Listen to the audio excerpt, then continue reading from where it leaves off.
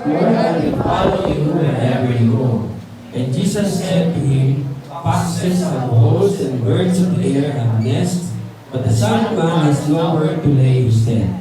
Then he said to another, Follow me. But he said, Lord, let me first go and bury my father. Jesus said to him, Let the dead bury their own dead, but you go and preach the kingdom of God. And another also said, Lord, I will follow you. First go and bid them farewell who are at my house. But Jesus said to him, No one having put his hand to the plow and looking back is fit for the kingdom of God. Amen. Purihin po ang Panginoon. Makakaupo na po tayong lahat. Tayo po'y manalangin. Panginoon, salamat sa biyaya ng inyong salita na mahayag po sa aming kalagitnaan sa oras na ito, na kung saan mas mauunawaan po namin, Panginoon, yung pong exclusivity ng kingdom when it comes to commitment sa inyong kaharian na nagmumula po sa bawat isa po sa amin, Panginoon. Allow us, Lord, to understand clearly. Let your Holy Spirit, Lord, na mangusap sa bawat isa po sa amin in any particular message, pati po sa kasama namin online, na ipahatid mo po, Panginoon, because nothing is impossible with you. This is our prayer in the mighty name of Jesus. Amen. Amen.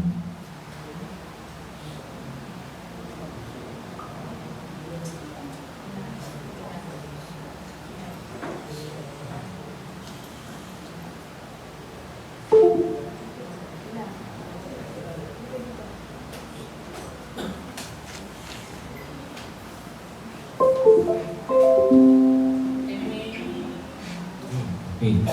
Hello. Ayan. Okay po.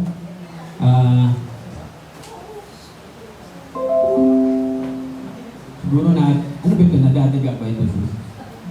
Yung ating speaker, nadadali rin ng daga. Ayun. Oo. Oo nga. Oo.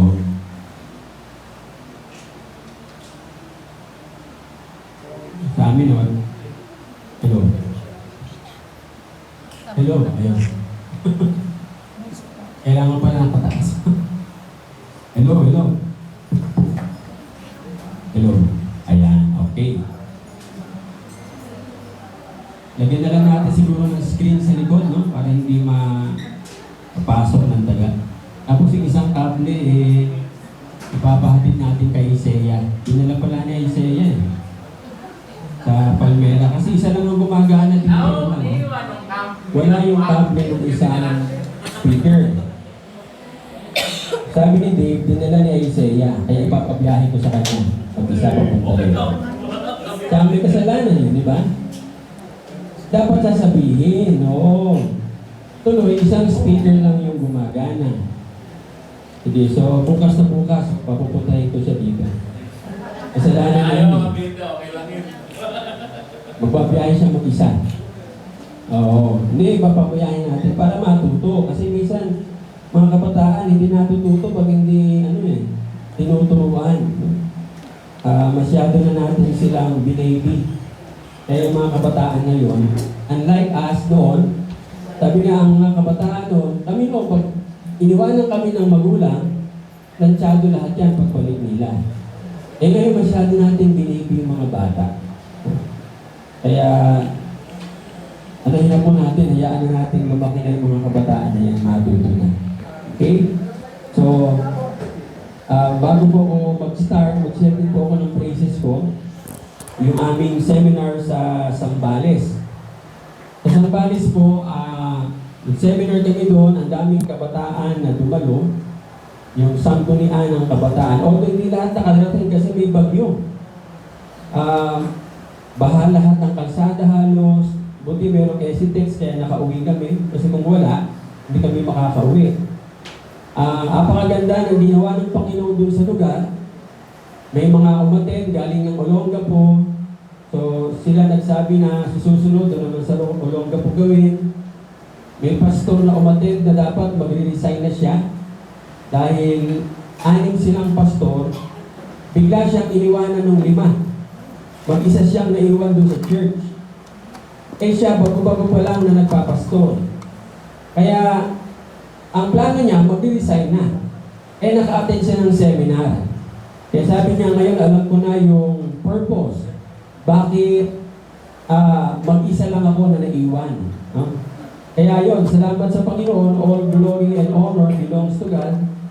Ang kagandahan po doon, lahat halos ng umatid na pastor, meron po silang resort. At lahat po sila ay nag-i-invite na magpunta sa kanilang resort. No? Wala pong bayad yun. Kaya, yun po ang kingdom favor. Purihin po ang Panginoon. Ang nakakalungkot lang doon sa lugar, mataas ang kaso ng incest. Yung mga tatay na nire-rape yung kanilang mga anak na babae. Apakatindi. Kaya pala meron sila doong tinatawag na Lambat Rescue Kabataan. Dahil may case na sinabi yung congresswoman na panganay, pati pangalawa, nire-rape. Tapos yung nanay, walang ginagawa.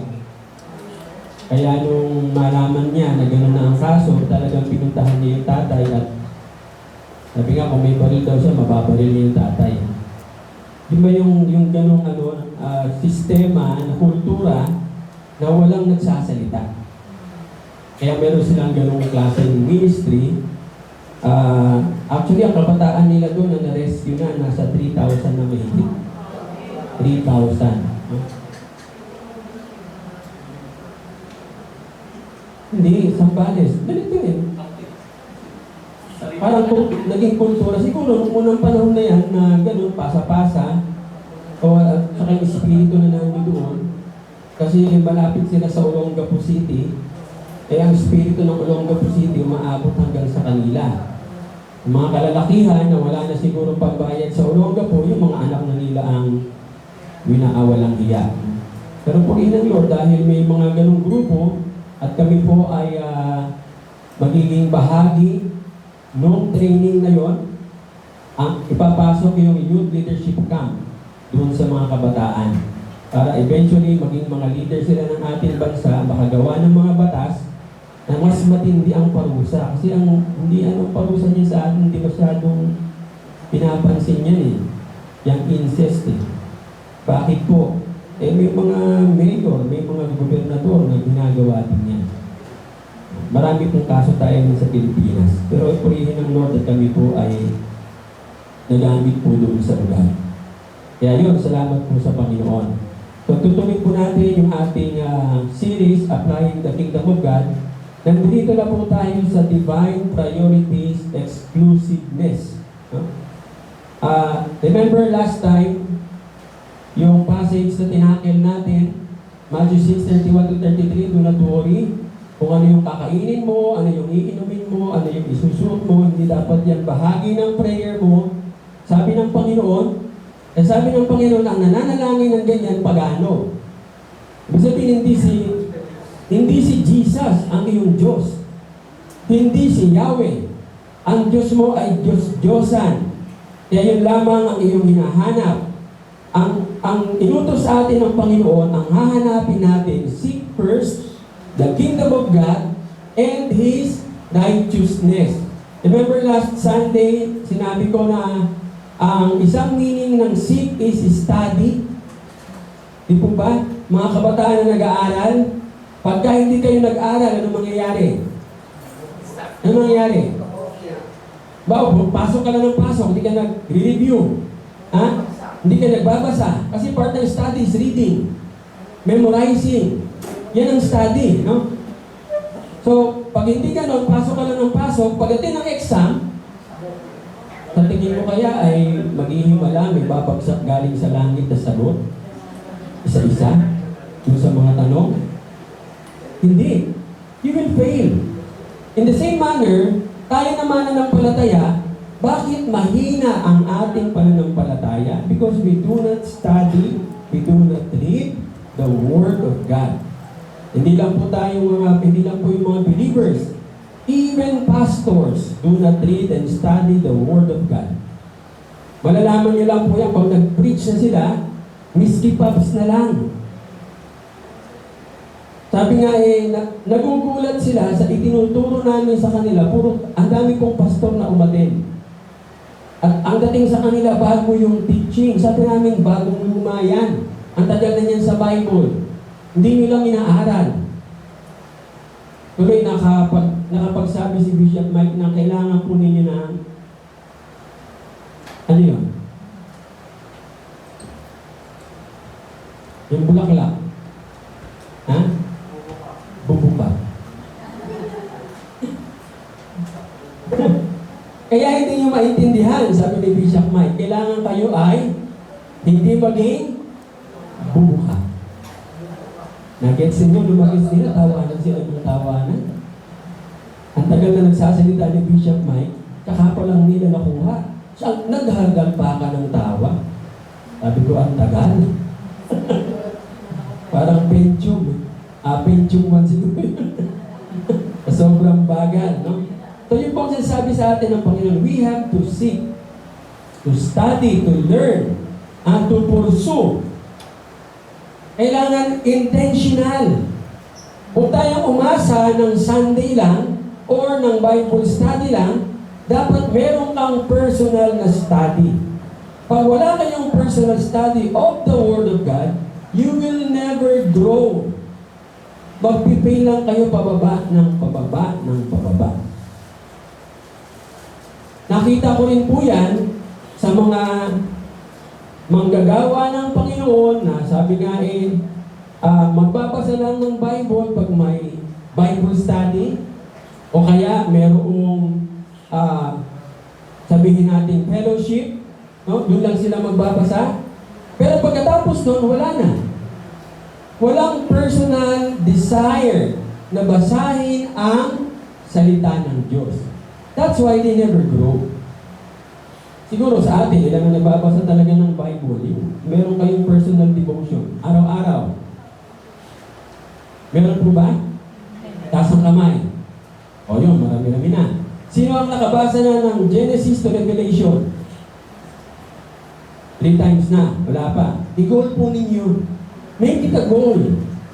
Kasi pag nabasa nyo po ang Genesis to Revelation, pag nabasa nyo ng isang beses, basahin nyo ulit. Pangalawang basa nyo, iba na ang takbo ng thinking ninyo. At magiging ang dating sa iba, parang napakatalino mo. In reality, hindi. Nakita mo lang yun, nabasa mo sa Word of God, na memorize mo na. At madali mo siyang i-apply. Kaya nga, tingnan nyo ang ating Panginoong Jesus. Anong lagi niya sinasabi? To seek, to seek, to seek. Di po ba? And to remember, remember, remember. How will you remember without studying? Without reading? Kasi kung ang Panginoon, kung ang gusto niya, na ang mga mensahe niya ay darating sa atin sa pamamagitan lamang ng himala, sa pamamagitan ng mga sign sa langit, hindi na niya isusulat ang Biblia. Di po ba? Dapat wala niyang Bible. Kasi maghihintay na lang tayo sa langit, ano kaya sabihin ng Panginoon? Naku, nagbanggaan yung ulap. Hindi maganda ang araw mo ngayon. Ang gusto ng Panginoon, tayo ay nag-aaral. Sa mga professionals, no? Maganda yung ginawang batas sa Trillanes yung ang tawag doon? Continuing professional education. Bakit po maganda yon? Kasi ang mga inaral natin sa eskwelahan, after 5 years o 2 years, ngayon nga yata 2 years lang obsolete na yon. Wala nang kwenta yon. Dapat palagi kang nagbabasa, nag-aaral para yung mga bagong teknolohiya, bagong learning, nakukuha mo. Pero kung aasa ka lang, sabi nga, halimbawa, doktor ka, nasa probinsya, hindi nagbabasa. Malalaman niyo po ang doktor na ang hindi nagbabasa na. Alam niyo anong nire-reseta? Sulfadiazole, sulfaguanabine, sulfatizole. Okay, hindi na alam yung mga gamot na yun. Wala na. Kasi hindi na nga siya nagbabasa. Hindi nag-upgrade. Kaya tayo nagmumukhang dahil hindi tayo nagbabasa. Di po ba? Ganun lang po kasimple. Kaya pakadali nga ngayon eh. May Google, yun nga lang, lately na-realize ko, may mga info si Google na mali din pala. Lalo na yung mga biblical informations. Pagka biblical informations, pupunta kayo sa mga website na talagang yun ang kanilang forte. Huwag kayong umasa kay Google. Dahil hindi niya talaga alam. Kay Google, mas maraming info tungkol kay Satanas kaysa kay Jesus. Punahin ninyo kay Google, kakaunti lang ang info niya about Jesus. Pero kay Satan, pangkaterba. Ano ba si Google? Ano bang symbol ni Google? 666, napunan niyo ba yung symbol niya? Yung bilog? Nakita niyo ba na tatlong number 6 yan? Napunan niyo, hindi. Yung Chrome, nakita niyo? Diba? Tatlong kulay. Pero punahin mo yun, 6 yun na nakaikot. Kaya nakokontrol niya yung mga tao. No? Pero sabi nga, the time will come that the Lord will remove them all. Okay? So nakita po natin dito, actually itong teachings na ito, ang Panginoon nag-cause siya ng lindol sa mga Pariseyo nung panahon na yon. Bakit po? Tinurn ng Lord upside down ang pananaw ng mga tao. Kasi nung panahon nila, blessed ka pag marami kang pera. Masarap ang kinakain mo. Ano ginawa ng Panginoon? Si Lazaro. Tapos, blessed ka at sabi nga, yung pagkain, damit, tubig, ano ba? Yung tinitirahan mo ay pag-pray mo, binibigay sa iyo ng Panginoon, blessed ka. Sabi ng Panginoon din ng blessing. The blessing is the moment you seek the kingdom of God and His righteousness. Hindi yung pagkain, hindi yung iinumin, hindi yung susuotin. Sabi ng Panginoon, hindi dapat yun ang focus natin.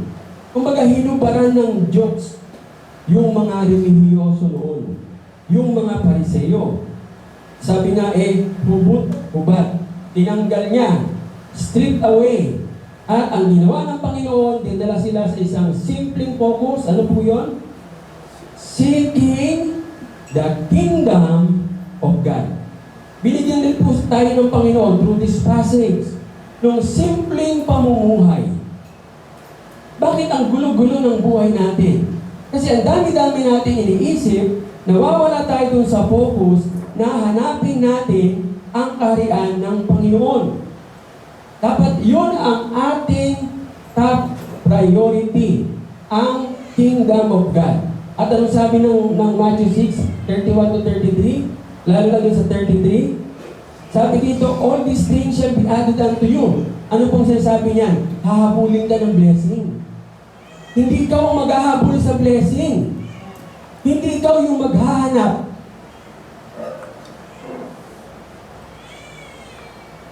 Hindi yung sa halip na manalangin ka at makipagniig sa source. O sabihin natin, sa panahon ngayon, naalala ko dun sa Sambales, inimpress sa akin ng Panginoon na itong mga taong ito, marami ang pumapasok sa internet para magkaroon ng relasyon. Sabi ko sa kanila, sa halip na maghanap kayo sa internet, manalangin kayo sa pinanggalingan ng lahat. Tama pa ang ibibigay sa inyo. Go to the source. And once you are connected to Him, ano sabi ng verse 33? All the things will you. Hahabulin ka ng pagpapala. Sabi nga, ikaw na yung magtatago sa sobrang dami ng blessing na darating sa iyo. Kami nga, nagugulat din kami sa blessing na nangyayari doon po sa Sambales, mayroong Olongapo, may susunod pa. No? Pupunta kami ng Mindoro ulit sa Bansud at malaking gathering po yun. Ang gusto kasi namin, maliit lang. Pero iba ang gusto ng Lord eh. Ang gusto namin i-train, mga 30-20. Mga ganun lang. Mas madali siyang i-train eh. Eh kaso ang darating nasa 200 sa Bansod. Bakit po? Pagkatapos ng unang seminar namin doon, alam niyo naman, si Marites, si Tolitz, pero magandang kwento. Kwento about the kingdom of God. Kaya, ngayon pa lang, sasabi na sila sa amin na, expect niyo po, madadagdagan pa yung bilang ng aatin. At, ang plus factor po dito, yung youth. Kaya yung mga nag-level 3 ng training, ihanda yung sarili. Dahil Sambales pa lang, 3,000 na kabataan. Hindi natin na lang paano natin i-youth camp yan. No? Sa 3,000, siguro buwan-buwan merong youth camp. Hindi na tayo, wala na talagang aral-aral. Ha? Kingdom na. At maraming matutulungan ng mga kabataan, ganoon din po sa Mindoro. Mga kabataan, at ito po ang napakaganda. Yung mga politician, sila po ang lumalapit sa seminar. At sila ang humihingi ng prayer. Yung congresswoman doon sa Sambales, pagpunta niya roon, humingi ng prayer, naramdaman niya mainit yung lugar, nagbigay ng aircon. Tapos lahat ng mga pastor ay, bagay mabuti naman yung congresswoman na yun, ay ang mga pastor yata ay binibigyan niya ng monthly na 5,000 monthly. Yung mga pastor doon sa lugar doon sa Sambales. Kumaan siya, kaya nga marami ang nag-i-endorse sa kanya. Pero makita niyo yung sila yung lumalapit. Hindi kami yung lumalapit sa kanila. Because the Bible says, the blessings will change you. Hahabulin ng pagpapala. Sabi nga, yan ay fundamental principle ng kingdom of God. Pag sinabi natin fundamental, pag wala yun, ano ba yung fundamental? From the word funda, foundation. Pag natanggal yun, bagsak yung building, bagsak yung faith natin. Ang fundamental principle is, ano po? Matthew 6:33. Seek first the kingdom of God and His righteousness, and all these things should be added unto you. Napaka-simpleng statement, pero kakaunti ang sumusunod. Totoo po ba? Opo. Tinuturo ba yan sa Bible School? Hindi. Sa mga churches, tinuturo ba? Hindi din. Ilan-ilan pa lang ang nagsisimulang magturo dito sa ating bansa. Yung mga nadadaanan na namin, nakakapag-share na kami sa kanila, nagsisimula na silang magturo tungkol sa kaharian ng Panginoon. Kasi ang Panginoon, alam niyo kung sino hinahanap niya? Kingdom-possessed people. Dapat tayo ay kingdom-possessed. So, sabi nga, ano ba yung tinatawag na kingdom possessed? Ito po yung walang ibang ginawa kung di hanapin ang magbibigay ng magandang name para sa kaharian ng Panginoon. And nagkakaroon sila ng access sa lahat ng resources ng kaharian. Sabi nga, bakit ka magtsatsaga sa basura? Kung ang ibibigay kayo ng Panginoon ay kaharian ng Diyos. Nakakalungkot, hindi po ba? Maraming mananampalataya nagtsatsaga sa buntot, sa basura. Ano sabi ng Panginoon sa Deuteronomy 28? I will make you up the head, not the tail. So tingnan po natin, yung sinasabing kingdom-possessed people. Sino po ba ang mga kingdom-possessed people? Una, they do not live just to make a living, they live for the kingdom. Sinasabi po, sila po ay nabubuhay, hindi lang para mabuhay lang at huminga. Kundi ang hinga nila, ang pamumuhay nila ay patungkol sa kaharian ng Diyos. Hindi sila nagtatrabaho para lang sa check o sa sweldo. Nagtatrabaho sila para sa kaharian ng Diyos. sa kanilang trabaho, meron pa silang ibang siyok. Hindi sila nandoon para lamang kumita ng pera. Nandoon sila para maipahayag ang kaharian ng Panginoon. Yung kingdom-possessed people do not strive day in and day out to meet their needs. They strive continually for the kingdom. Alam nila na sila ay mga mamamayan ng kaharian at lahat-lahat sa kanila na. All these things shall be added unto you. Therefore, they do not pray for that. Ano yun? Food? Water? Ano pa? Clothing? Or shelter? No? Hindi na yun ang kanilang focus. Kasi pag gano'n ang ating prayer, ang tingin sa'yo ng Panginoon, pagano. Hindi ang Panginoong Jesus ang iyong sinasamba. Yung mga kingdom-possessed people, alam po nila at naiintindihan nila na hindi lang pursuit ng selfish gain o mga oportunidad, kundi para ma-introduce ang kingdom sa ibang tao. Hindi po ba? Sabi nga, hindi tayo nandito para lamang sa laman. Pag binigyan tayo ng opportunity ng Panginoon, gamitin natin for the kingdom of God. The kingdom-possessed people, wala po silang inisip kung hindi ang kanilang buhay, it's all about the kingdom of God. So to be kingdom-possessed means to have the kingdom of God as sole priority. Hindi po yung number one ng buhay mo. Kasi pag number one ang kingdom of God, may number 2, may number 3. Dapat, ano siya? One and only. Walang nang iba, no? Lahat ay susunod sa Kanya at siya ang sentro ng buhay na meron ka dito sa mundo. Yan po yung tinatawag na exclusive claim ng kingdom sa buhay natin. Matindi po ang claim ng ating Panginoon. Tingnan niyo po ang sinabi niya sa Matthew 6, verse 24. Basahin po natin. 1, 2, 3, go. No one, either he will hate the one and love the other, or he will be devoted to the one and despise the other. You cannot serve both God and money. Meaning to say, ang design sa atin ng ating Diyos Ama na manlilikha, ng ating Master, no? Hindi tayo in-equip ng Panginoon na mag-serve sa dalawang Master. Yung sinasabi nila multitasking, ano ang dulo nun?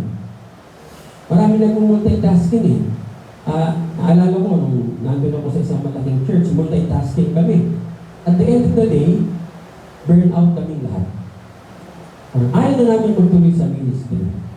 Kasi ang daming ginagawa, araw-araw na lang kami ay stress, kasi ang dami mong kailangan gawin, meron sasabit dito, may sasabit doon, hindi ka na makapagpastor. There's only one Master, and who is that? The Lord Jesus Christ, our Father in heaven. Sabi nga dito, either isi-serve mo yung isa, i-despise mo yung isa. You cannot serve both God and sa ibang translation, Mammon.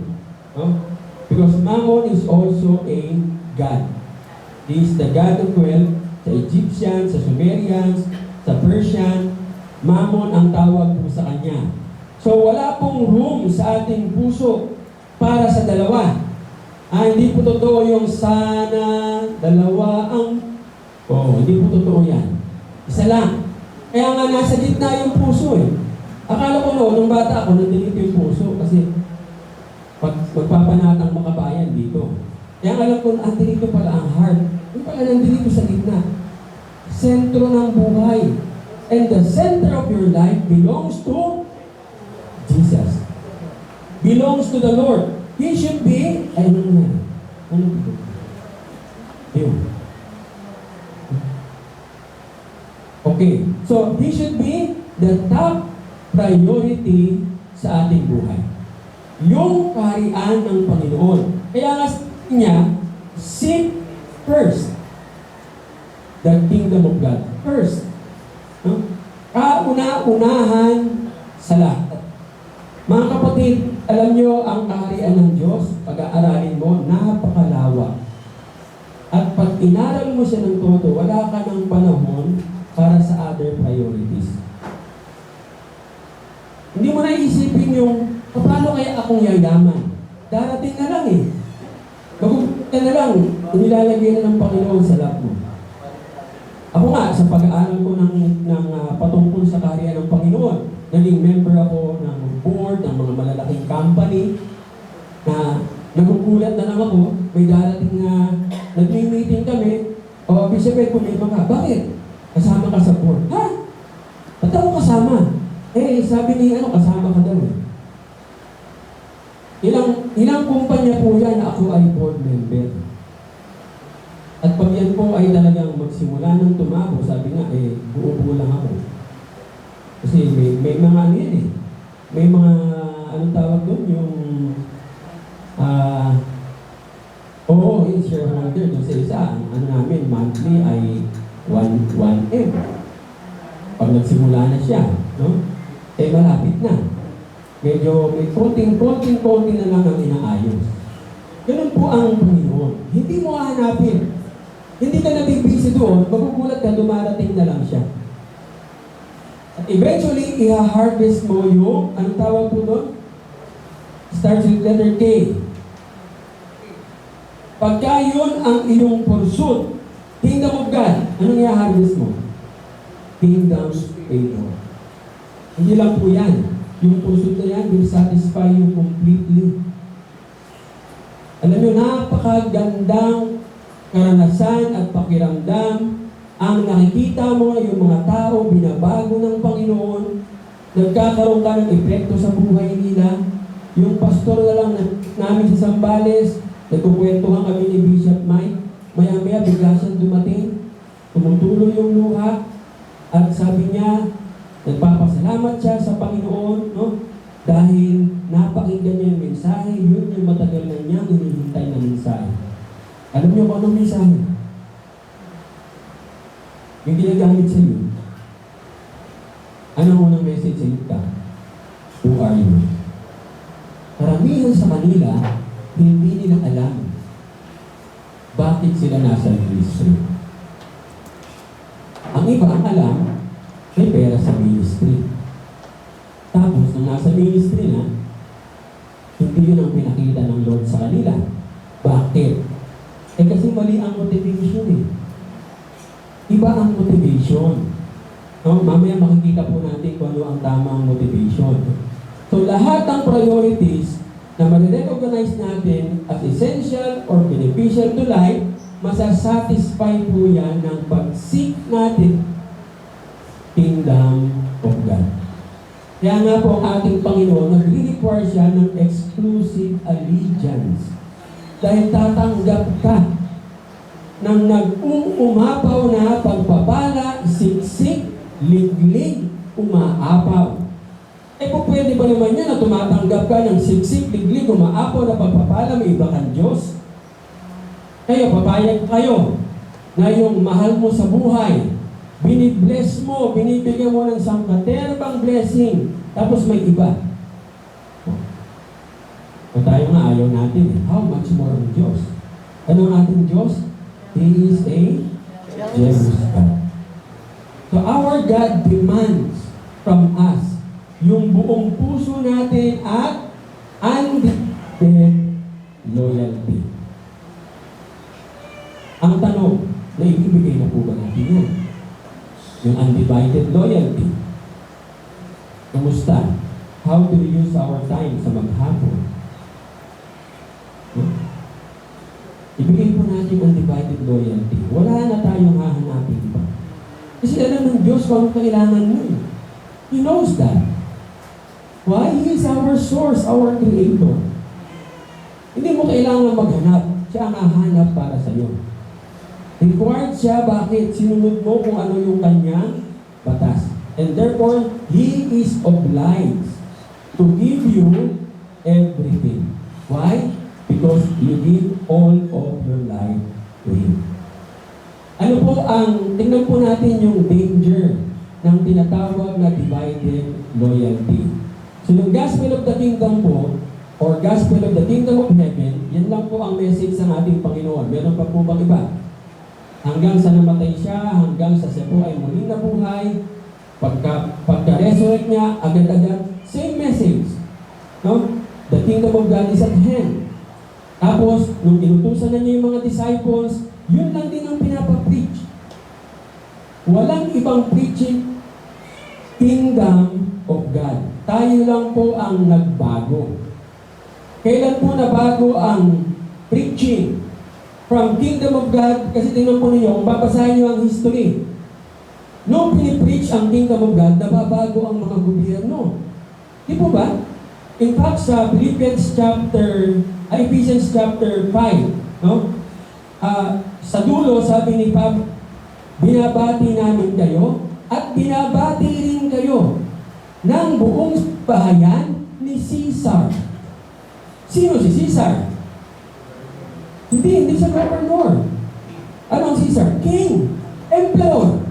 Ibig sabihin, napasok ni Paul yung ng Rome na sila ay nananampalataya na. Kasi ang mensahe nila, kingdom. Dating ni Constantine, Emperor Constantine, doon na bago ang mensahe. Ano namang naging message? Grace, salvation, ano ba? Nag-away-away pa noon sa transubstantiation, no? Na yung, mamaya kung kumilyon tayo, di ba? Sa Katoliko, transubstantiation. Sa atin, transformation, the form, no? Not the substance. Sa kanila, yung substance talaga. Yung tinapay, literal, nagiging karne. Pag kinakain na nila. Kaya nga may mga ginagawa sila, mga inventong kwento, naalala niyo si Judiel Neva. Anong isinubo yung ostya. Nung iluwa niya, karne na. Oo. Ano, dami naniwala, no? Talagang, yung pala, pre-practice niya, ang galing, ang bilis. Nung in-slow motion, ni John Kitley, yung isang reporter, kasi pati siya naniwala, nakita niya eh. Hinakal niya yung video, buti na yung video. Nakita niya yung switch. Pag ganun dito ng kamay, nandito sa kabila yung karne. Yun ang isinubo. Tapos, inilagay dito yung ostya, at saka pagbaba, ibinagsa. Pagluwa niya ulit, karne na. So siya, nagkaroon din siya ng transubstantiation. Mula sa pagiging lalaki, iba na ang substance niya. No? Ngayon ko, pati pangalan niya nagbago. Ha? Siya ngayon ay isang girly. Ano tawag? Teku, di ba? Kasi puti yung isa eh. Yung puti, kuya na ate. Yung teku, ate na kuya. Parang hindi nila alam, tayo lang nakakaalam nun. Hindi pa namin tinuturo yan. Actually, sa atin lang yan. Ha? Yung FCC lang yan, tsaka yung mga kabataan. Yan lang yan, tayo pa rin nakakaalam yan. Sinabi namin sa Sambales, puti, nakanganga silang lahat. Ano yun? Hindi nila alam. Okay, ako. So, kaya may mga lingwahe po tayo na hindi nila alam. Okay? So, dapat ang priority natin is kingdom. Bakit po? Exclusive. Anong ibig sabihin ng exclusive? Exclusive is the opposite of inclusive. Pag sinabing inclusive, lahat kasali. Pag sinabing exclusive, pili lang. Yun, VIP. Nakita po ninyo kung ano tayo sa Panginoon. Kaya yun din ang gusto ng Lord. Dapat ang Lord VIP din sa atin. Hindi ang dami-dami mong iniisip. Tingnan niyo itong example na to na binigay ng Panginoon na binasa natin kanina. Now it happened as they journeyed on the road that someone said to him, Lord, I will follow you wherever you go. Parang kanta yan, I will follow you wherever you may go. Ano sabi ng Panginoon? Foxes have holes, and birds of the air have nests, but the Son of Man has nowhere to lay his head. Doon sa isa naman, ibang tao naman ito, sinabihan niya, follow me. Pero anong sagot naman niya? Lord, ililibig ko muna yung tatay ko. Patay na ba yung tatay niya? It doesn't necessarily mean na patay yung tatay niya. Kasi po, sa Hudyo, ang panganay, ang magiging responsibility niya, ililibing yung tatay pag namatay. So siya yung panganay. Kaya sabi niya, hintayin ko muna mamatay tatay ko. Para may ilibing ko siya, saka ako susunod. Ang tanong, anong year mamamatay yung tatay? Paano kung matagal pa nga na mamamatay yung tatay? So, mga kapatid, ang sinasabi dito ng Panginoon sa atin, tayo, minsan nagbibigay tayo ng commitment sa tao o sa Diyos without considering ano yung consequences. Ano yung, sabi nga yung trials and sufferings. Umuoo ka lang, tapos hindi mo na ibibigay. Pag dumating na yung inconvenience na tinatawag, we make promises without realizing na kung ano yung pinasok natin. Pag nandun ka na, tsaka mo na nasabihin, ba't ako napapasok dito? Hindi ko kasi alam eh. Pinersa lang ako eh. Sabi ng kaklase ko noon, nandun na kami, papunta na kami na, pasakay na kami ng aeroplano, papuntang Italy. No? Iyak siya ng iyak, iyak siya ng iyak. Bakit ka umiiyak? Ay, kung nagpapahi tayo, pinilit lang ako ng nanay ko eh. Gusto mo mag-asawa. Sabi ko, di pagkatapos nun, balik ka, mag-asawa ka. At isang karating tayo ng Italy. Medyo tumigil. Kaso pagdating namin ng Italy, after 3 months na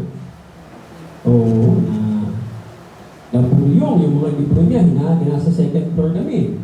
Binuksan yung bintana, lahat ng libro niya nahabi sa bintana, tawa ng tawa. Binalik sa Pilipinas. Hindi kinaya.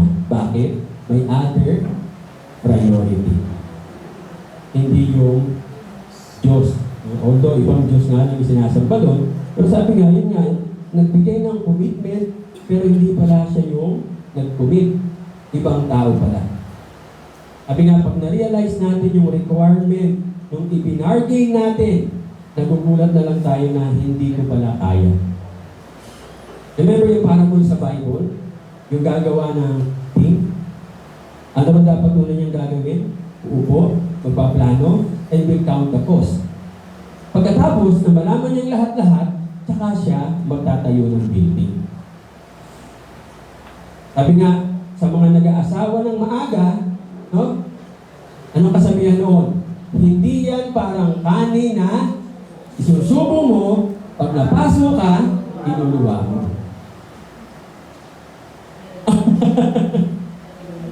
Tino ka na. Yan ang ayaw ng Panginoon sa Bible. Isunod mo, huwag mo nang kakainin. Kaya nga sabi ng Panginoon, huwag tayong aso. O yun. Hindi, ang baboy naman, ang naman sa baboy nasa dumihan. Naglulublog sa putikan. Ang aso talaga, sa kanya talaga yun. Oo. Pati nga pupo minsan eh. So yun po sinasabi sa atin ng Panginoon, mga kapatid, no? Itong passage na binasa natin, 2 tao, no? Yung binanggit dyan, nag-promise sila sa Panginoon, nasusundin nila ang Panginoon, pero ano nangyari po?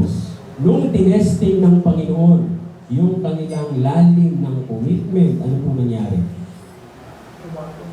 Ano nangyari sa kanila? Ha? Ano yung una? Anong testing yung sa una? Yung mga fox, may tulugan. Yung ibon, kahit pa paano, meron silang nest. Pero ako, wala. Sa palagay nyo, yung test na yun. Sinabi ko kanina, papasok ng ministry para sa pera. So pinakita sa kanya ng Panginoon, hindi pera-pera. Kaya maraming pastor ang nadadalin ng mga politiko. Bakit ang nanay ni Manny Pacquiao ayaw mag-born again? Alam niyo bakit? Umaga pa lang ang haba ng mga pastor na namamalimos kay Manny Pacquiao. So, ano sinasabi ng nanay? Akala ko ba ang Diyos nyo mayaman? Bakit namamalimos kayo dito? Sinasabi nila ang Diyos ko mayaman, pero sino ang source nila? Si Manny Pacquiao.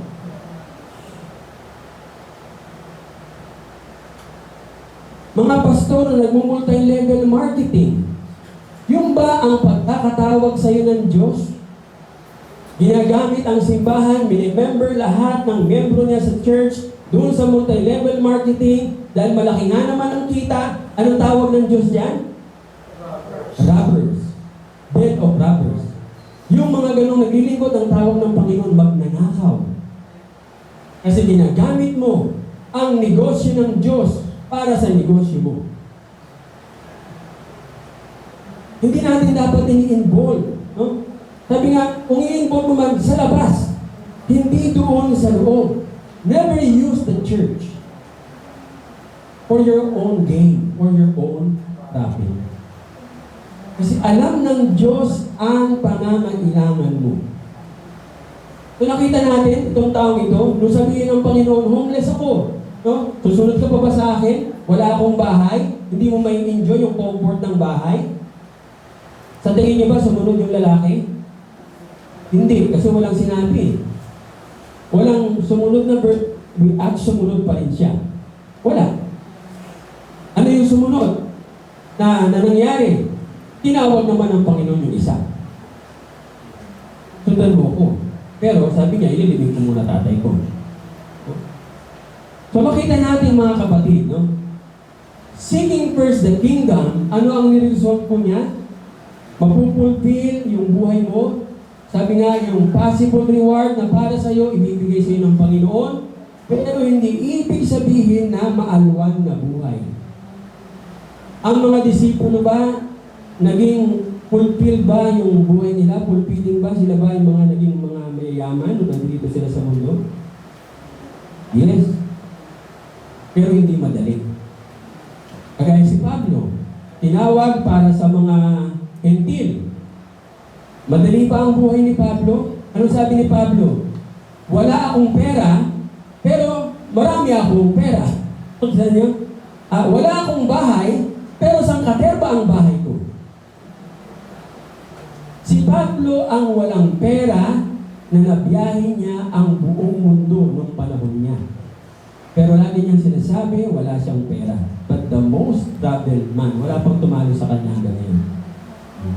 Iyon. Ang Diyos ang nagbibigay ng favor sa kanya, hindi nga lang barko eh. Pati hotel na tutulugan niya, sabi ko nga kay Bishop nila, Bishop, nararanasan natin ngayon. Yung nararanasan ni Pablo. Opo. Kasi, for example, pumunta kami ng Zambales. Ang dala lang po namin ay panggasolina. Papuntang Zambales. Tapos, mayroong yung church nagbigay ng para sa RFID. So, yung gasolina pong yun, papunta. Pero kasi ang Ertiga, yung ganun kalayo, kayang bumalik yan eh. Kunti lang ang nababawas eh. Pagdating namin ng Zambales, nabigay si Congresswoman ng ayuda. So, kami, hindi naman kami nabigyan dahil hindi naman kami taga doon eh.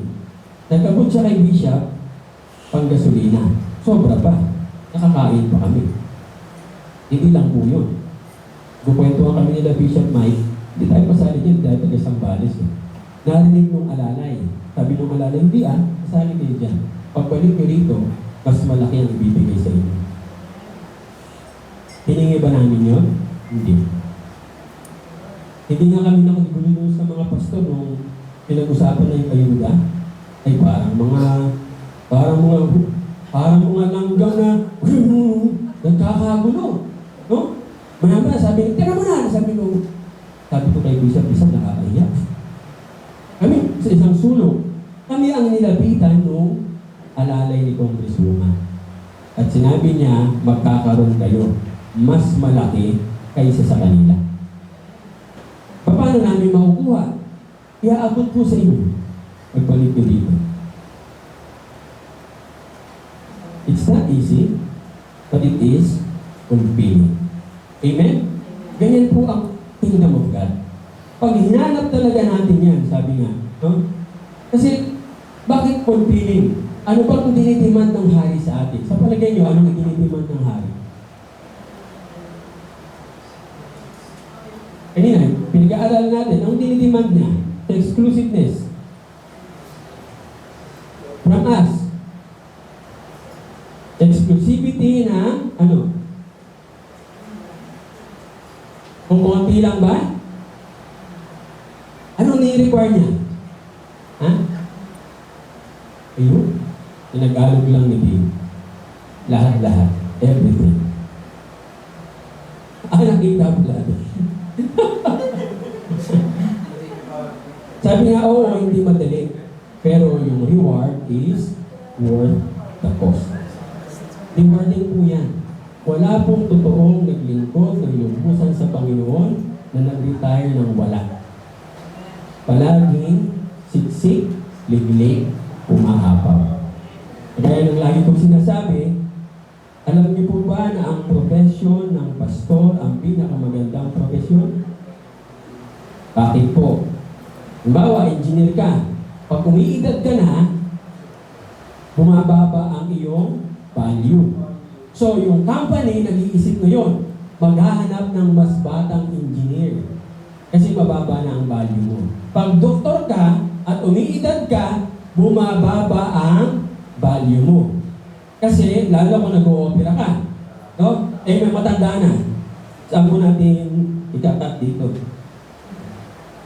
Dati si Doc James, nagpapalinis ako ng ngipin. Nung huli kami pumunta, hawak niya yung... Saan ba nilinisin natin? Sabi ko, ako po, delikado na si Doc James. Eh, wala pa yung anak niya. Unang namatay sa kanya yung anak niya. Pero ang pastor, habang umiidad ka, pataas ng pataas ang value. At habang umiidad ka, pinag-aagawan ka ng mga churches. Ang kada biyahe namin, may lalapit. Oh, pwede bang kayo na ang maging pastor namin dito? Pinibiro ko na lang po ang lagay eh. Oo, kaya po namin. Kaya nyo? Kaya nyo? Ha? Kapag sinabi ko, hindi nyo kaya. Magkano po ba? Sang katerbang pagmamahal. Kaya nyo?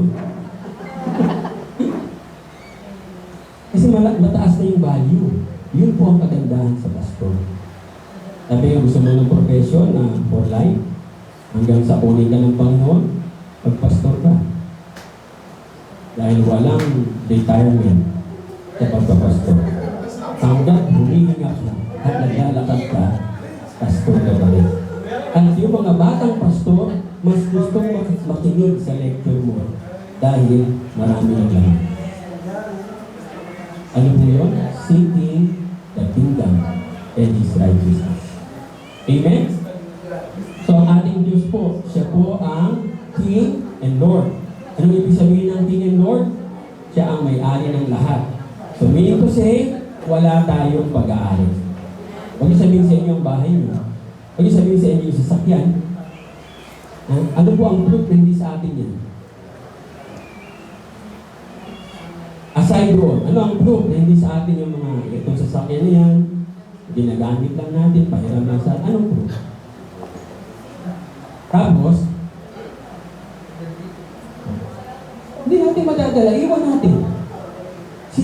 Si Fidel Ramos, namatay, bilyon-bilyon ang perang ninakaw. Nasaan yung pera? Wala. Pero dahil sa masamang ginawa niya sa mga sundalo, namatay si Ramos, walang nakaalam. Kita niyo na? Ni isang sundalo walang nakipaglibing. Sa sama ng loob sa kanya. Binenta niya yung daport. Ano ang promise? modernization ng NFT at bibigyan ng bahay. Gano'ng kalaki yung bahay? Kasi laki po ng posporo. Kaya hindi nila ng sundalo. Sinong kumuha? Yung kadamay. Nakita niyo yun? Sabi nga ng mga sundalo, titira kami dyan. Parang tatayo ka sa gitna. Pag ganun mo, kusina. Pag ganyan mo, salas. Umatras ka ng konti, pagigaan mo, tulugan na. Ang tawag ni Ramos, bahay. Patilahin mo siya doon, hindi siya titira.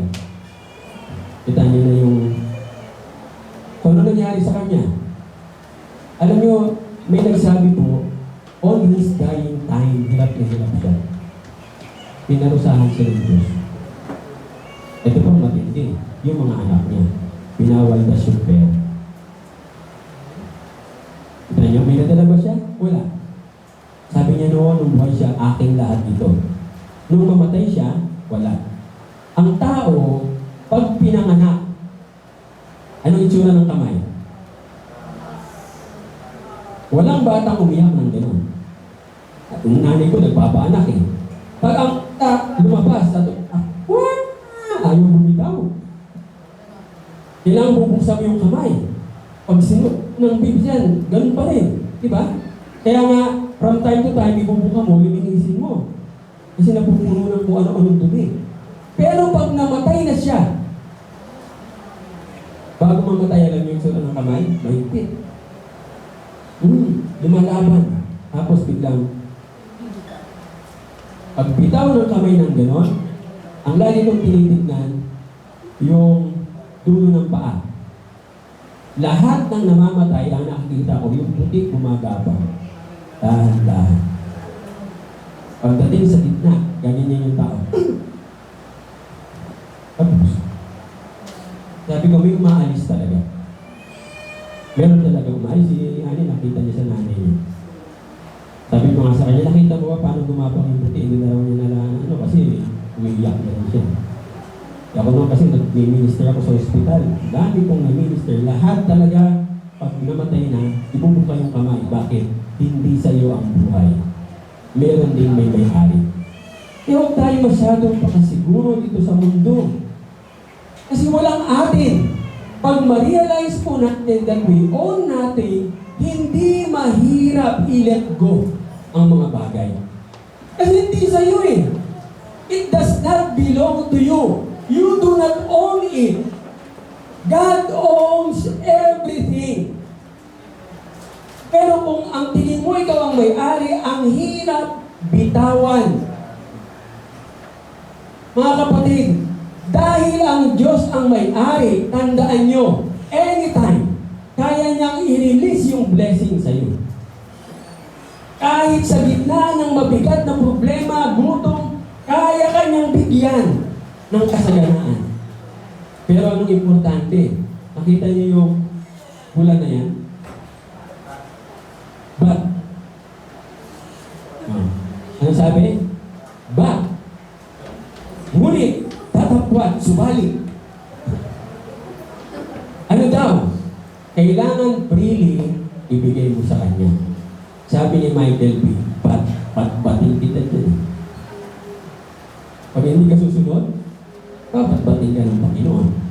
Kaya napaka-importante po niyan. Maraming tao sumusunod sa Diyos para saan? Para saan po? Kung ano yung makukuha nila sa Panginoon. Yun, no? Tandaan nyo, ang kaharian ng Diyos, hindi po, Lord, bless me, club. Ha? Ang kaharian ng Diyos ay hindi, bising. Hindi ganyan ang tingnan mo. No? Ano ang kaharian ng Panginoon? Dapat, sabi nga, hindi mo siya susundin para lang mabayaran mo yung mga due. Yung mga bills, no? Sumusunod ka sa Kanya dahil siya ang ating hari, siya ang ating ama. Tama po ba? Di po ba sa tatay? Ba't sumusunod ang mga anak sa tatay?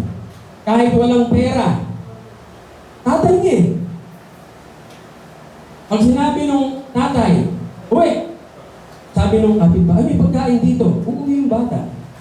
Bakit? Tatay niya. Klaro sa kanya na siya yung tatay. Kahit mag-offer pa doon sa kapitbahay ng masarap na pagkain, hindi siya ang tatay. Dapat ganun din tayo. Let's from our Father in heaven. No? Kahit anong ibigay ng mundo, sa Kanya pa rin tayo susunod. Hindi tayo sumusunod para sa blessing. Sumusunod tayo dahil tatay natin siya at hari natin siya. At tandaan natin mga kapatid, no? Itong context na to ng relationship, pag tama yung ating priority, sabi nga, siya ang bahala sa atin. He will provide everything. Nga lang, but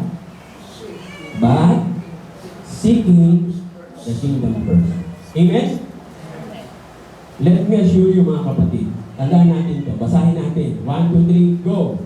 To get to the point where you're willing to strip yourselves of everything for the sake of God's kingdom, you are on your way to the greatest life you could ever live. Pag ready ka na talaga, ibig sabihin yan, handang-handa ka na sa totoong blessing. Amen?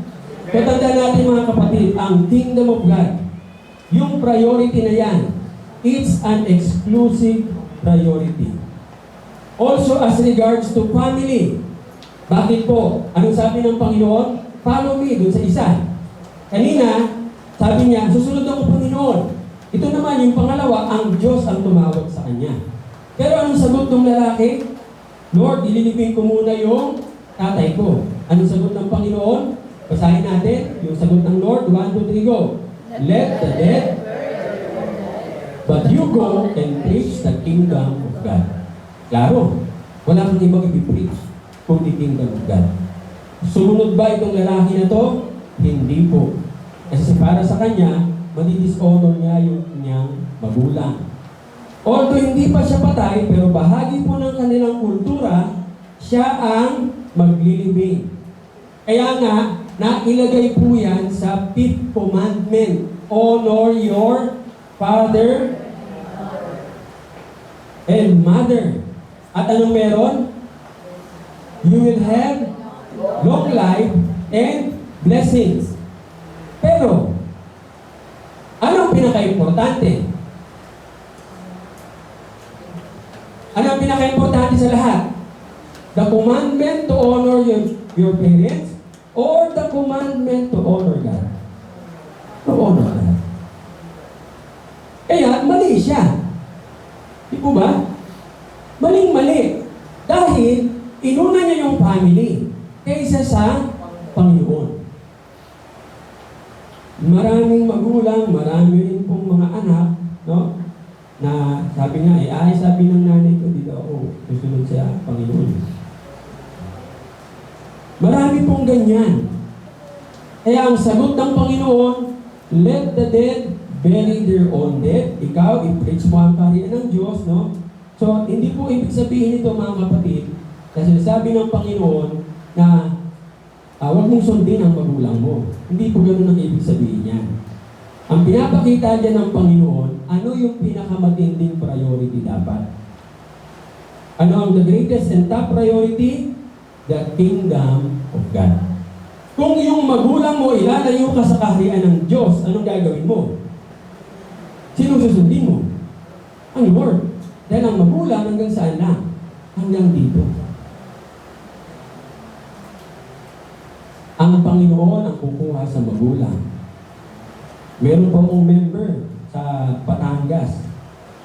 Parang ganito, ito yata to si... Anong edad ito? Nakasalamin? Anong edad mo? High school ka ba? Teen high school. Ayun, mga ganun yung bata. Babae pa yun, ha? Naka-attend ng youth camp. At tuloy-tuloy sa church. Yun nga lang, pinuuwi siya, yung tukot ng bintana, binabali sa kanyang tatay sa palo. The following Sunday, pagdating niya, may bakas pa. Parang dito, siguro sinasangga niya, meron dito. Buti hindi nalulong po. So, pagdating sa church, sabi ko, ano nangyari sa'yo? Eh, pastor, binali ko ni tatay yung tungkol ng bintana sa akin. Eh, ano kasalanan mo? Galing po ako sa church. Ako, grabe naman, ayaw ng tatay mo umaayos ka. Ano ba gusto ng tatay mo? Maglagalag ka dyan, pag Sunday? Alam niyo, sagot ng bata, okay lang po. Kasi importante, nakaka-attend po ako sa church. Kasi pag uma-attend po ako, galak po ang puso ko. Eh di lagi pong ganon. No? Bago siya umuwi, pinagpipray na namin, Panginoon, ingatan mo yung buto niya, ingatan. Wala namang nababali yung buto. Alam niyo yung kung ano yung kahoy na binabali sa kanya nung maborn again yung buong family. 2 por 2. Sabi niya, paano mo lang natsagaan to? Sabi niya, Panginoon po yan. So yung mga sumunod na linggo, hindi na kaya ng nanay na nakikita yung anak niya na hinahagupit ng ganon. Sumama na rin sa church para pag uwi nila, siya ang magko-cover sa anak habang hinahagupit. Dalawa na silang inuubusan nung dahil sa pananampalataya ng bata. Nagsawa yung tatay kakabalo. Alam mo sabi niya, ano bang meron niya sa church na yan? Bakit parang nasisira ulo ninyo? Sige, sa Sunday pupunta ako, sabi niya. Bago mag-Sunday, hindi ko maalala, nakalimutan ko yung kanta. Nakahiga doon tatay niya, nagpapatugtog yung bata kay Don Mowen. Si Don Mowen kasi noon ang sikat eh. Tapos yung tatay, tumutulo yung luha. Sabi niya sa anak niya, ano ba yung pinapatugtog mo? Bakit parang hindi ko mapigilan yung iyak ko? Ay tay, ganito po yung kinakanta namin sa church. Ganun ba? Sige nga, atin na nga akong bukas. Saturday yun. Kinabukasan, 3 dumarating. Kantahan pa lang. Umiiyak yung tatay, lumuhod, kataas ang kamay, Panginoon. Humingi ng tawad sa Diyos. The whole family. Yun, Lord, I offer my life yata. Oh. The whole family became believers. Because of a daughter na hindi nag-give up. Hindi pinapatid, sige, gulpihin niyo lang po ako, a-attend ako. Mga kapatid, sundin natin kung ano sinasabi ng Panginoon. Siya ang ating priority. Pinaka-importante ang kingdom sa family, friends, career, personal ambition. Tandaan natin, walang ibang importante dapat sa atin kundi kingdom of God. Why? Because to honor God means obey Him. So kung pinopostpone mo ang pagsunod ng lubusan sa Panginoon, ano ang nangyayari sa iyo? Nagkakasala ka sa Panginoon.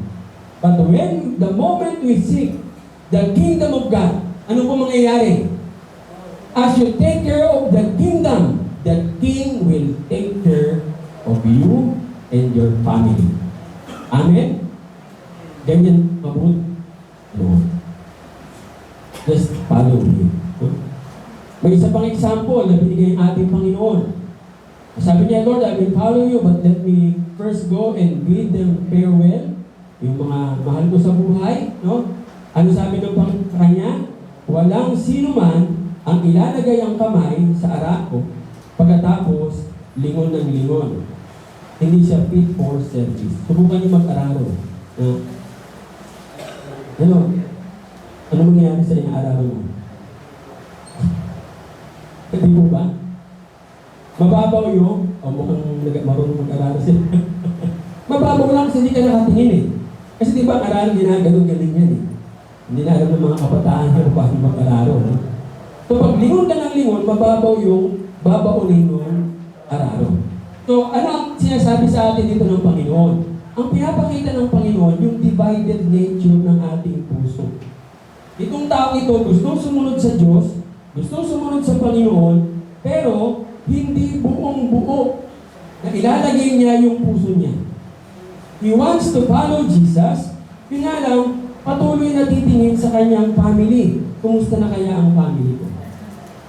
Ano sabi ng Panginoon? Hindi ka fit for service pagka gano'n. Sabi niya, umalis ka. Sa akin, nangyayari yun noon. Dito sa Cavite ako. Nagsisimula ako ng church. Nagsimula ako doon sa loob ng palengke. Tapos ang miyembro ay 4 pa lang yata. 4 lang. Pagkatapos, minsan may time na kailangan kong mag-Bible study, walang pagkain sa bahay. So, ang isipin ko, teka, paano sa bahay walang pagkain? So, ang gagawin ko na lang, sasama ko sa Isaiah. Siya pala naman ang anak ko nun. Para at least kung may pagkain sa pupuntahan. Eh, palagi namang meron. May pagkaon pa pag-uwi. Kaya may isang instance na pumunta ako ng Bible study, wala kaming pagkain, kasi totally wala. Yung aking support hindi dumating, ang sabi darating next month, so 1 buwan na wala. Imagine niyo, 1 buwan wala. So titigil ba ako mag-Bible study? Titigil ako mag-serve sa Panginoon? Alam niyo ginawa ko noon? Magang-maga nag-pray ako, Panginoon, alam ko, ipagkakaloob mo lahat. Pagpapatuloy ako sa gawain.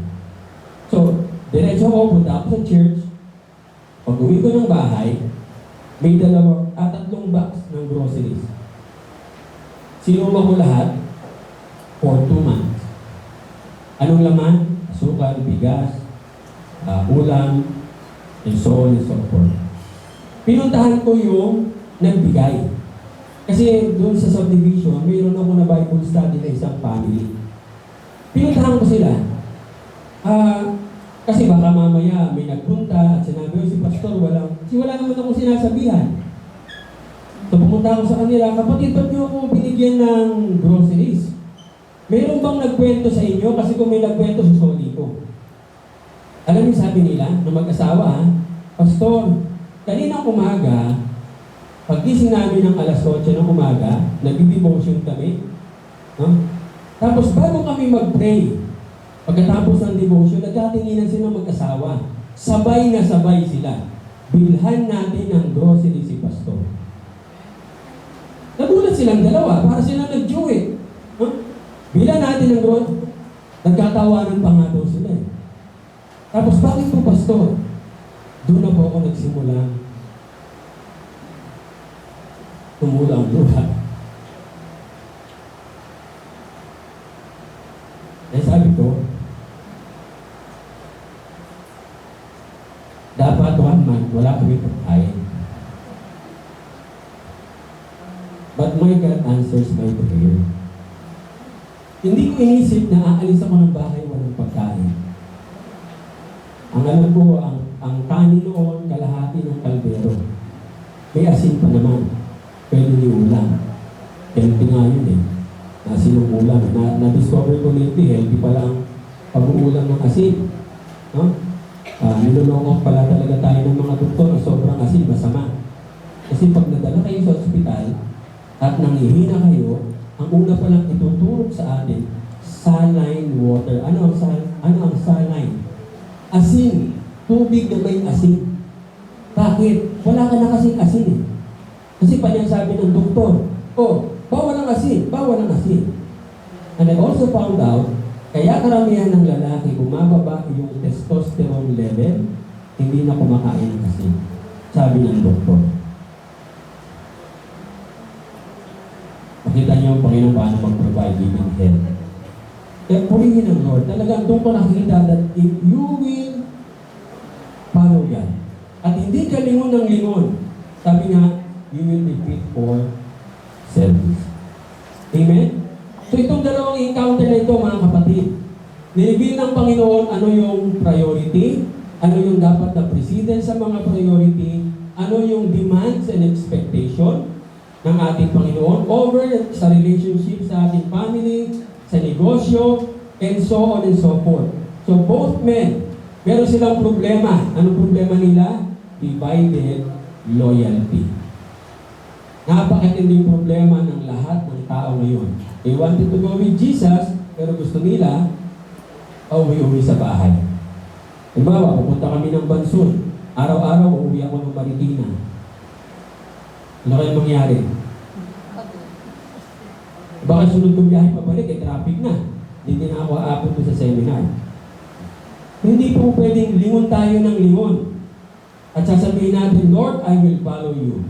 So yung divided loyalty, ng taong ito na i-reveal paano yung pag-respond nila sa Lord. Lord, ililibing ko muna yung tatay ko. Panginoon, magpapaalam muna ako. No? O kaya yung isa, susunod ako sa iyo kasi alam ko may pera dyan. Kaya sabi ng Panginoon, walang pera dito. At sa bawat cases, lagi nilang sinasabi, Lord, first, ako na ninyo, Lord, first I will. Lord, first I will. Tandaan ninyo, sa dynamics ng Kingdom of God, hindi pwedeng magsama yung Lord and first. Hindi dapat sila. They should never go together. Bakit po? Kasi ang word na Lord, tandaan natin, ang ibig sabihin, owner, master. Tandaan natin yan. So, pag siya yung owner, siya yung master, sasabihin mo, but first, let me do such and such. Panginoon, susunod po ako, pero may exam po kami, Lord, eh. Panginoon, susunod po ako, pero ang dami pong assignment. Nangyayari ba yan? Yes. Nung gumawa ka ng assignment mo, wala pumapasok sa utak mo. Kasi hindi mo sinunod kung ano yung una. Sabi niya, pag sinunod mo kung ano yung una, napakadali. Napakabilis. No? Ako, tried and tested ko na yan. Sa pag-aaral ko, sa Bible school, kahit sa college. Kasi nung kolehiyo ako, na-involve na rin ako sa simbahan. Kaya tried and tested ko na pag sinunod mo ang Panginoon, inuna mo siya, everything will be given to you. So always remember, if He is Lord, basahin natin, 1, 2, 3, go. If He is Lord, there is no first, there is only yes. Will you follow me? Anong sagot? Yes. I will follow you. Follow you wherever you may go. Tandaan natin, either He owns us or He does not. Either He is our master or He is not. Dalawa lang po lagi pagpipilian natin. The kingdom priority does not allow divided loyalty. Pag sa kaharian ka ng Diyos, sa kaharian ng Diyos. Hindi po pwedeng salaman, hindi po pwedeng ang family ang mauna, kaharian ng Diyos muna. Bakit? One should take care of the kingdom of God. The king will take care of you. Yan po ang exclusive claim ng ating Panginoon sa buhay natin. Bakit po? He owns everything. Paano mag-bless ang Lord? Paano siya mag-bless? Siksik, liglig, umaapaw. Papayag kaya siya na tatanggap ka ng saganang blessing, tapos ang ibibigay mong loyalty, kalahati? Panginoon, ito po ang aking loyalty, kalahati lang. Bigyan mo po ako ng sasakyan. Anong babagsak? Kalahati lang. Ibuo po natin. Ay sabi ng Panginoon, everything will be given unto you. Purihin po ang Panginoon. Tayo po'y manalangin, dakilang Diyos, Ama. Salamat po sa biyaya ng buhay, sa karunungan na pinagkaloob niyo po sa aming Panginoon. Tunay kayong matapat, dakilang Diyos. Ikaw lamang ang dapat naming sambahin at ibigay namin sa iyo ang lahat-lahat. Ama, ang aking dalangin, gawin niyo po kaming handa na ibigay namin sa inyo ang lahat with the foundation that we do not own anything. Lahat po, Panginoon, pahiram mo lang. Dapat maging maliwanag po ito sa amin, Panginoon, para wala pong bigat o hirap sa aming kalooban na ibibigay po sa inyo lahat-lahat. Sapagkat, Panginoon, gagaya ng pinangako mo sa Biblia, pag nakita po ninyo kung paano namin ibibigay, pagbalikan niyo po kami ng mas matinding pagpapala. In fact, Lord, ang isang example na binigay mo, si Abraham. Hiningi mo yung nag-iisa niyang anak, nung ibinigay niya, ipinalik mo kasi rami ng buhangin sa dagat. Yun po, Panginoon, ang realization na ipaalam niyo po sa amin. Upang nang sa ganun, Lord, The moment you will bless us, all of us sa PMCC will become channels of blessing of your kingdom. All for your great and glory, Lord. Ito po ang aming samot-darani sa pangalan ni Jesus. Amen. Amen. Dako po tayo sa komunyon.